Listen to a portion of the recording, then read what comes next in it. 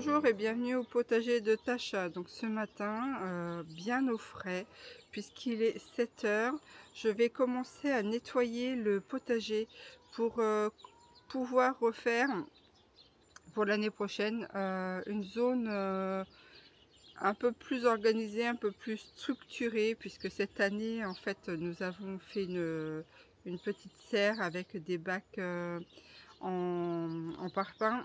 Donc tout ce qui avait été de ce côté là, on a dû le retransférer de l'autre côté à la hâte.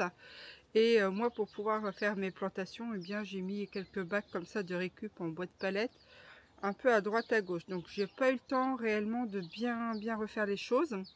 Donc là, vu que c'est la saison de la fin des tomates, enfin tout du moins il me reste encore, mais j'ai eu vraiment énormément de tomates cette année.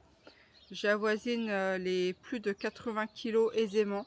D'ailleurs, j'ai tout noté, tout répertorié. Donc, vous aurez une vidéo bilan de toutes mes récoltes de cette année, ainsi que le prix si je les avais achetées eh bien, chez un maraîcher bio, par exemple, puisque moi, j'estime que je cultive au naturel, mais je ne vais pas forcément inclure potentiellement mon temps passé dedans. Donc voilà, eh bien nous allons nettoyer pour la prochaine saison.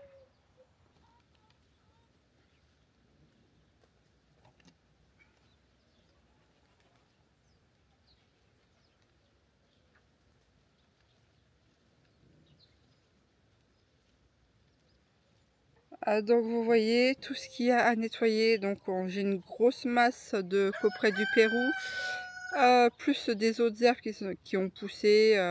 Donc on a un peu de laitue sauvage, on a du lamier blanc, on a des pieds de balsamine qui sont poussés spontanément.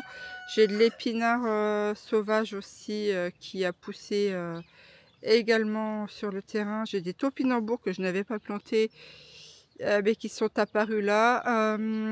Les pieds de tabac aussi que je vais... il faudra que je les enlève.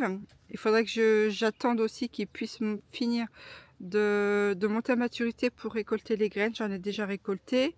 Ici, là, c'est quelques pieds de tomates qu'il me reste. Donc vous voyez, on a encore des rouges. Donc ça, je vais les prendre. Les vertes, je vais quand même les cueillir. Et puis on va bien voir si j'arrive à les donner pour des personnes qui veulent faire de la confiture de tomates vertes, par exemple. Moi, je n'en ferai pas cette année. J'en ai assez fait. Je vais vous montrer aussi les petites choses qui ont été faites hier. Donc mon compagnon a tondu hier et bon, il n'y avait pas beaucoup de masse au niveau de la tonte. Je lui avais demandé qu'il mette ça dans les bacs. Il n'a plus en mettre que dans un des bacs. Donc il faut que j'harmonise un peu le tas, que je vais le poser là. Il y a encore les 3 bacs où il faut tamiser la terre et en remettre pour la détransplantation des fraisiers. Donc voilà, vous voyez, il y a encore pas mal de boulot. Je viens de m'apercevoir que j'ai une énorme courgette que je n'avais point vue il y a quelques jours. Bon, j'ai encore de la récolte de courgettes à faire, voyez-vous. Ici, dans ce petit bac là, pareil, c'est les fraisiers Marat des Bois. Ils sont en train de refaire des stolons, donc ça c'est plutôt pas mal. Et sur le côté là, c'est de la ciboule de Chine. Il faudrait que je tente de la détransplanter et de la remettre ailleurs. Donc ce carré là, comme vous pouvez le constater, les feuilles ont été mangées par mes poules. Donc je ne sais pas si les racines vont être relativement grosses ou pas. Sur le derrière, attendez. Sur le derrière, on voit les choux pour cet hiver. Donc ça, il faut que je les garde aussi. J'ai le côté là des courgettes. Alors je ne sais pas si j'enlève tout ou si je laisse pour voir s'il y a encore d'autres courgettes qui vont arriver. Moi, j'ai eu assez de récoltes de courgettes pour cette année. Mais je me dis que les prochaines, je pourrais les garder et les donner aux poules, bien pour leur nourriture, hein, en complémentation des graines. Alors les poules, elles sont rigolotes, hein, rigolotes et un peu embêtantes parce que j'ai un autre endroit où j'ai des betteraves où les feuilles sont magnifiques. Et quand je leur donne des feuilles de betterave de cet endroit-là et que je leur jette, elles ne veulent pas les manger. Elles préfèrent les manger directement eh bien, dans les bacs. Donc maintenant que je vous ai fait un petit tour vite fait, eh bien je vais aller nettoyer mon petit... enfin je vais commencer tout du moins, nettoyer l'endroit qui va se trouver là-bas, puisqu'il faudra que je détransplante les framboisiers et que je les remette bien en pleine terre un peu plus correctement. Alors, donc, voyez ce qui a été fait ce mois-ci. Là, tout cet endroit a été nettoyé. Il y a eu 3 bacs de remis là, plus celui-ci. C'était les bacs qu'il y avait de l'autre côté. Donc, on les a remis de ce côté-là. Il a fallu reprendre tout le fumier de lapin. Tout ce qui était déchets végétaux également ont été remis au-dessus.